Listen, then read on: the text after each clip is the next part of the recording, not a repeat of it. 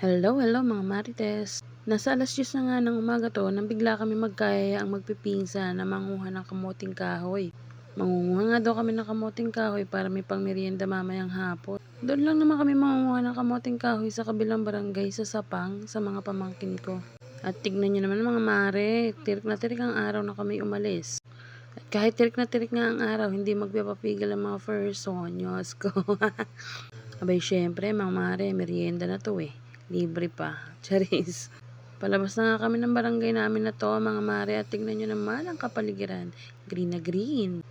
Di ba ang sarap pagmasdan ng kapaligiran na ganito? Diyos ko, nakakaalis ng stress. Stress na dulot ng mga marites. Charis.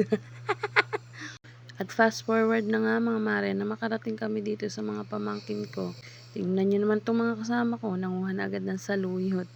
Nakakatuwa lang tignan mga mare, ang dahil nilang tanim. Libreng-libre na yung pang-ulam sa araw-araw.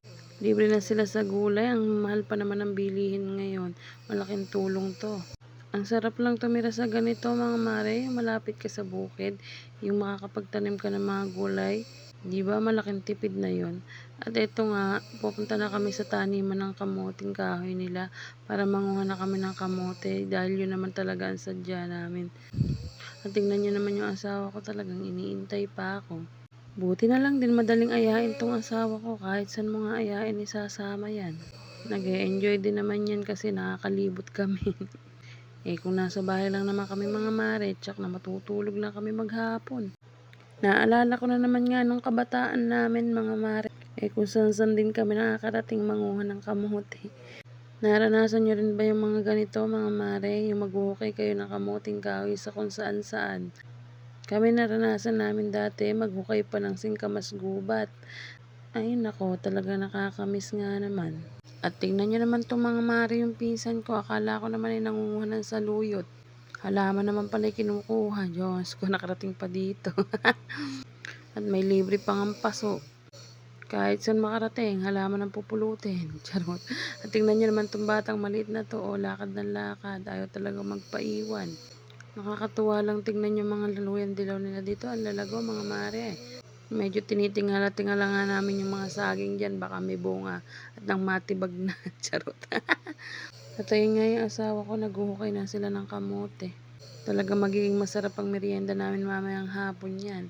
At tignan nyo naman ang nakuha nila, ang dami, di ba? Isang puno pa lang yan. Ang goal nga namin dyan ay makakuha kami ng 2 sako. Charis. Magtatay for today's video. At ayan nga yung mga nakukuha ng asawa ko, pinapakita niya talaga sa akin dahil ang lalaki nga daw ng bunga. At tignan nyo naman ho, aring asawa ko talaga nakikipagbuno sa kamoting kahoy. Pinagbubuti talaga ang pangunguha ng kamote. Diyos ko. At ayun, sa wakas, nabunot na. Tunay nga ang kasabihan, pag may tiyaga, may nilagang kamote ka. Sa mga oras nga na yan mga mare, nakakarami na kami nakukuha ng kamoting kahoy dyan. Inaaya ko na silang umuwi pero ayaw pa nila. Diyos ko, pupunuin talaga yung sako. Charot. Hindi nga daw sila titigil hanggat hindi nakakadalawang sako. Diyos ko. At ayan, tingnan nyo naman yung nakuha namin, di ba? Halos di na nga din madala. Abay, marami na yan. Marami na nga yung nakuha namin at marami na rin ang magbubusog dyan dahil ang bigat ba naman sa tiyan ng kamoting kahoy? Charot. Tinulungan na nga rin pala ng pinsan ko na magbitbit si asawa dyan ng kamote dahil nahihirapan na rin siya at malayo-layo rin ang lakarin. O ano, kaya nyo pa? Gusto nyo pandagdagan? At tignan nyo naman tong asawa ko, tinuturo pa yung kukuhanan ng kamote. Diyos ko, hindi na nga makadala, gusto pandagdagan. At nung makabalik nga kami dito sa bahay ng pamangkin ko, hindi na nga rin nagtagal at umuwi na nga rin kami.